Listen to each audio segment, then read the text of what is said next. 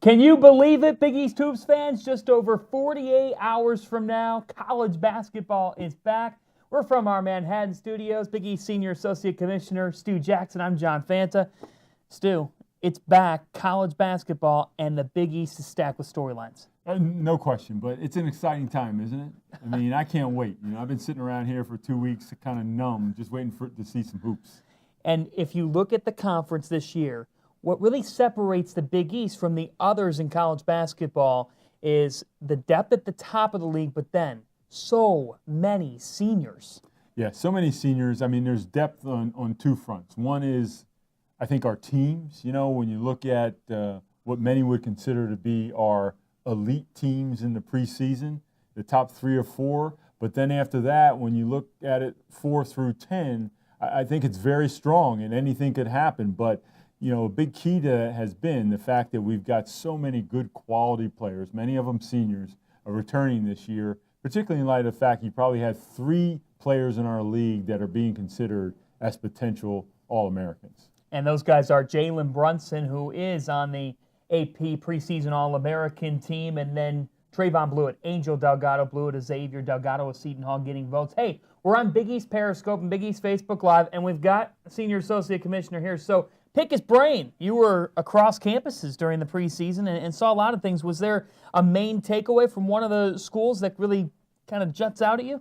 Well, the main takeaway I had was if you look at our top, I would say, 4 teams, what really separates them, John, from the rest of the league, and I'm talking about Providence, Xavier, Seton Hall, and Villanova, is that the depth of those teams. They just have all of our teams have quality players. They just have a real breadth of quality players in those 4 teams. That was one of my main takeaways. We're watching Jalen Brunson here, and Villanova just continues to be a machine in this conference. 129 wins in the last 4 years. And there's a culture with that program. When you watch them practice, what do you see? Well, I think every school that I've seen has their own culture as they defined it. I think what separates Villanova is what we just referred to. They just have so many players, and now you get the return of a guy like Phil Booth, added with that 2, I think, terrific freshmen, in Amari Spellman and Jermaine Samuels.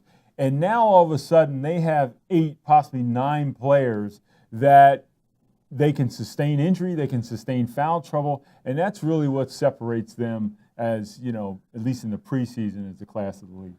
Something tells me that non-conference play, coaches around the league, yeah, they're rooting for each other, but they're going to have some sleepless nights thinking about, oh man, now I got to try to guard Omari Spellman. There's been a lot of hype around this kid. Well, with good reason, too. I mean, he's 6'9", 6'9.5". He has to be 250 pounds. He's really gotten himself in good physical condition, but he really seems to have a high basketball IQ. He works very hard, seems to be a good teammate, and he can play a little bit inside. He can play a little bit outside. Defensively, I think like a lot of front court freshman players, he'll probably go through his bouts with foul trouble, but defensively, he really seems to understand what it is they're trying to do from a defensive scheme standpoint. We're taking your questions here on Big East Facebook Live and Big East Periscope here for a couple more minutes, so feel free. What is your preseason storyline? Who do you have winning the league? And who's the best player in the Big East? Feel free to tell us right now what you have going on. And there it is, the fill in the blank. The most exciting part about Big East hoops this season will be the Big East tournament. Without question. 36 years at MSG. Without question, it's the Big East tournament. That'll be the most exciting part of the year. I think during the regular season, though, some fans have January 9th circled on their calendar. That Ewing-Mullen handshake at center court will definitely draw some eyes. No, without question. And, it's going to be a rival, I think, not only to watch this year, but in subsequent years as, both programs continue to build. But you have to remember, that's going to be a fierce rivalry, but these 2 guys are legitimate friends. Mm-hmm. I mean, they both played on the Dream Team together. They played many years, over a decade in the NBA, albeit on separate teams together.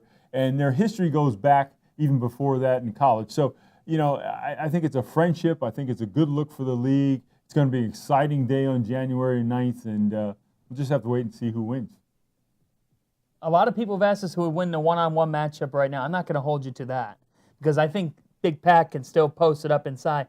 but Mully was taking on Kevin Durant.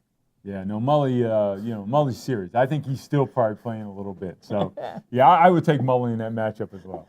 Well, Joe Lunardi, it's never too early to talk bracketology, and ESPN's Joe Lunardi putting out his first bracketology here, and he has 6 Big East teams dancing in his projections. So Villanova, a 2 seed, Xavier, Seton Hall in the mix there, Providence, Butler, and then Creighton is a 10 seed, and that's the team that comes to my mind when I look at the field there. What will it take for Creighton to be a tournament team? A couple big question marks about Creighton is who do they have at the point guard spot? Who ends up winning that job? Is it Mintz? Is it Caleb? Who knows? But I think that's a big factor for them. And then how do they replace last year's Justin Patton, in the front court? Who's going to do the dirty work? Who's going to rebound, protect the rim, be able to score inside? Those are 2 huge questions with Creighton. But listen, 6 teams in the tournament, John.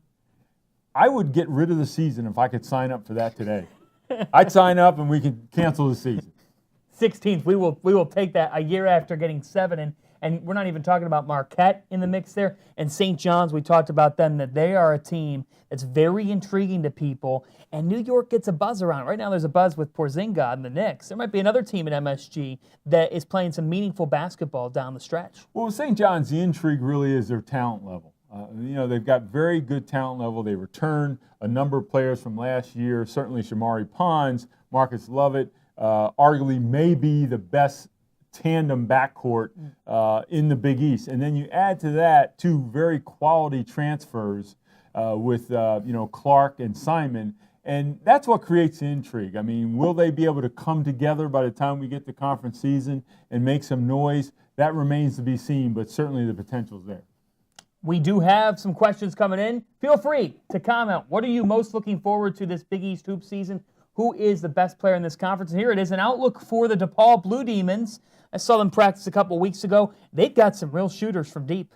Yeah, they do. They're going to shoot the ball well from the perimeter. I'm really interested to see the debut of Max Strus, who's a Division II transfer, who's a Division II All-American, sat out last year at DePaul, is eligible this year, and maybe, from what I hear, their best player. So add to that, Eli Kane, who's also a very quality Big East player. They've added some strength in the middle with the transfer from Northern Illinois. So, they have the makings of potentially being the most improved team in the Big East. And they open up a new era on Saturday. The Wintrust Arena era opens up with Notre Dame coming in, a top 15 opponent to open up a new era. And we will be at Wintrust. Shoot-arounds heading there on Friday afternoon. We can't wait for it. DePaul will join us on set. Villanova's Jay Wright. I'll go one-on-one with him to preview the season. We got 8 games on Friday night. How do you manage all the TV screens here during non-conference play? Well, for me, I can't do it. I have to watch one game at a time. Okay. So you pick, 10 minutes here, half there, and watch those. Just, my whole objective on Friday night is just get an overview of what it is we look like, how we debut. Fortunately, we're playing some non-conference games, so we should win most of them. So my Saturday morning won't be too bad. And then we don't really get much of a break after that because we have something called the Gavitt Tip-Off Games. And the 3rd annual Gavitt Games tip off on Monday with Providence and Minnesota. And the Golden Gophers are loading the backcourt. Providence has Kyron Cartwright. Right away, the Gavitt Tip-Off Games, the first week of the season. What do they bring to college hoops? Well, it's an exciting time for the conference, for both conferences, because this year we've got some very key matchups. As you mentioned, the first one being Providence and Minnesota. Minnesota's coming in a nationally ranked team. They finished the year very strongly. They've got some young talent. But Providence returns 11 scholarship players, and they're playing at the Dunk, which we know how difficult that is. So it should make for a great matchup. But, boy, I'll tell you, the Gavitt games this year are just, they're going to be something else. You got Purdue, Marquette, and Xavier, Wisconsin, Seton Hall, Indiana, and the list goes on, Maryland, Butler. So it's going to be a great week. And, so far we're 500 between the leagues, and maybe we can take it up a notch. That's going to be interesting. Things have split right down the middle. So I can't believe it, folks. Friday, there are 8 games across the Fox family of networks, and then Saturday afternoon, DePaul welcoming in Notre Dame, and then the debut of Patrick Ewing, Sunday at noon inside the Capital One Arena in Washington, D.C. We are ready here at the Big East office. We've been talking hoops all day. Yeah, no, there's no question, and we'll be talking hoops from now to the end of March. I'm ready. Oh, do we have some more fan questions, guys? Guys from the back. We've got some more favorite part about Big East hoops. Let's roll them through. Let's take a look here at what we got going on. What do we got? We're on with you live Q&A here with Stu Jackson. Feel free to submit your best response here. The most exciting part about Big East hoops this year, waiting to roll them in here as you guys are interacting with us. And the Big East hoops fans, fill it up at the Garden in March. But my favorite part about the season is, and the Gavitt games bring it out, get into those atmospheres. You said the dunk, but there's several others. Yeah, no, the Cintas Center in Xavier has to be, high on the list. Certainly the Garden when the Johnnies are playing well, like none other. Villanova's going to be interesting this year. Moving into the Wells Fargo Center for all of their conference games is going to provide a little bit different kind of atmosphere. And I think, listen, the excitement around the Seton Hall program, with the 4 seniors who are outgoing, has to be creating some buzz. But I'll tell you one of my all-time favorites. Well, we talked about going to Creighton. Going to Omaha. Yeah, going to Omaha. Last year they hosted Villanova. Yeah. That New Year's Eve game was off the charts. Electric. Between that and Hinkle Magic, a lot of fun. We do have top non-conference matchups. Someone asked me that last night, and let's roll through that here. When you look at non-conference matchups, I was talking about it. Creighton's got Gonzaga, so does Villanova, but there's a number of tests for each one of these teams in non-conference play. Yeah, no, there is. And many of them are coming, from the actual Gavitt games. But as you look at the list here, a couple ones that really intrigue me. Who is going to be supreme in the city of Cincinnati? Xavier in Cincinnati is a great one. Seton Hall has the kind of team that can go into an environment like Louisville because they are seniors. They've seen it all and really give them, I think, a great game. And listen, Georgetown, Syracuse, both programs might not be at the level they're used to, but that is always going to be a great rivalry. So, yeah, we've got some great games. We do. St. John's and Duke at Madison Square Garden. That's actually right in the thick of things in conference play. But they're playing the Garf this year, a brand new game at Madison Square Garden. And Coach Krzyzewski, last time he visited the Garden to play St. John's, he got his landmark victory. That was a career day for him. Yeah, career day and a hard-fought win. I thought the Johnnies really gave us a good show that day. But this year's version, we'll see. And you being on NBA TV throughout the season, this conference, folks, is loaded with guys that could very well have NBA potential. Yeah, no, the last couple seasons especially. Our games have been very attractive to NBA scouts. I have no doubt that this season will be the same, and certainly, the Big East tournament will be filled with, I think, NBA interest. And it's always interesting, from an NBA scout standpoint, they want to see how players start the year and then how they develop throughout the year to see if they're progressing, see if their games are developing, because at the end of the day, when they look to make those types of investments, they want to invest in players that are what you say on the come, not what the given product is today. So, it'd be a good season for them as well. And it shows that experience can be combined with also being on the come up in Josh Hart, a 4-year guy that was fantastic, still an NBA draft first rounder. And in the rotation for the Lakers, I might add. But I think all of us at the Big East are not surprised. He has all the qualities, being a great teammate, hard worker, very good defender. Certainly he's shooting the long ball a little bit better from greater distance.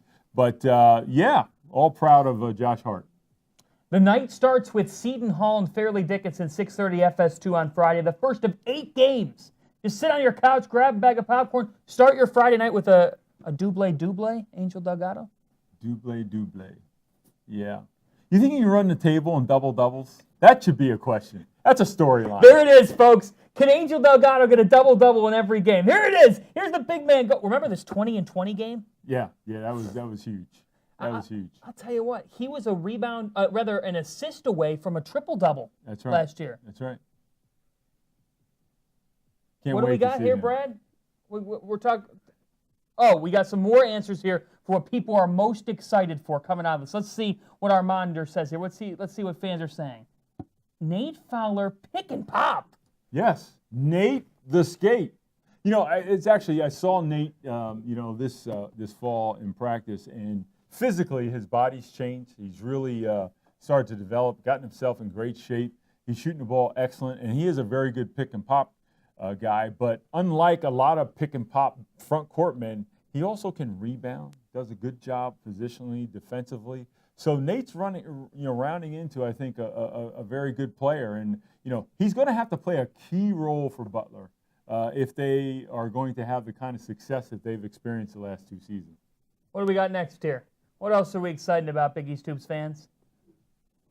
Butler being Butler. You just said it. And they've got Kamara Baldwin and Keelan Martin to lead them. Yeah, and, in Kamara Baldwin, I mean, here's a guy, when you talk about developing through the season, this is the first time that he's actually going to play full-time duty at the starting point guard. And based on what we've seen in the past, he's got a very high basketball IQ. He's a player I expect to continue to develop and get better as the season goes on. Already a very talented player. And the unique thing about Kamara Baldwin, he has that it factor. He senses the moment within a game when his team needs him the most, and he comes up big more often than not. So, I mean, a very fine player, and really looking forward to seeing him. Laval Jordan will look to lift the tempo for the Butler Bulldogs. We'll see. They've been one of the most efficient teams in America. Can they combine getting faster while also still being crisp and not turning over the ball? We got one more. Oh, Hoyas Unlimited. That's what excites them most. Ah, yes, sir. Big Pat. The big man. Back at it. And you were at Georgetown practice. Cool to see Patrick Ewing on the hilltop again. Yeah, very much so, and did a very fine job in practice in terms of how it was structured, how it was run. And, Patrick's excited. I mean, they're at a point in their program where they're developing right now, and, chances are he probably goes through some of the growing pains that a new coach does. But listen, they can't have a better man, a better basketball guy than Patrick Ewing back at his old school leading the charge. And he's got a huge network that you'll see on Sunday. We're hearing that there will be some big-time folks there to see Patrick debut. Don't want to give anything away. I have no doubt. The Georgetown family runs strong, and so do we here at the Big East. Ready for another journey with you all the way up until the Big East tournament at Madison Square Garden in March and beyond. He's Stu Jackson. I'm John Fanta. What's this? I'm being told we got one more. Oh. Breaking news? Oh, boy. We got breaking news coming in. Someone just asked us, will St. John's make the tournament? Well, they have an opportunity. Yes, they do. I agree. I agree with Stu on that one. They have a great opportunity. Yes, they do. I mean, as talented as they are, if they put it together, and it's a long season. I mean, we're talking 30, 31 games. If they continue to improve at the defensive end, that'll be directly proportional to their chances to make the tournament. They can really break down a defense, especially in transition. Scoring's not going to be their issue. It's going to be at the defensive end. Can they, as a unit, defend over the course of 40 minutes and throughout the season well enough to amass enough games to get to the tournament? They hope that their transfers in Marvin Clark and Justin Simon, and then a freshman in Brian Trimble, can help that process. But, man, they are athletic as they come. Well, we're back at it on Friday. Shoot-Around is live from Wintrust Arena, the new home of DePaul basketball. We will be live on Friday afternoon. DePaul will join us on set to preview Saturday's opener against the Notre Dame Fighting Irish. Jay Wright, my one-on-one with him. We'll preview coaching debuts, Laval Jordan and Patrick Ewing, and maybe we'll even check in with Stu Jackson. Opening weekend. You're going to be a Blue Demon for the day on Saturday. I certainly will. I'll see you there. We'll see you this weekend from Chicago. Stu Jackson. I'm John Fanta. Big East Hoops is back. Okay.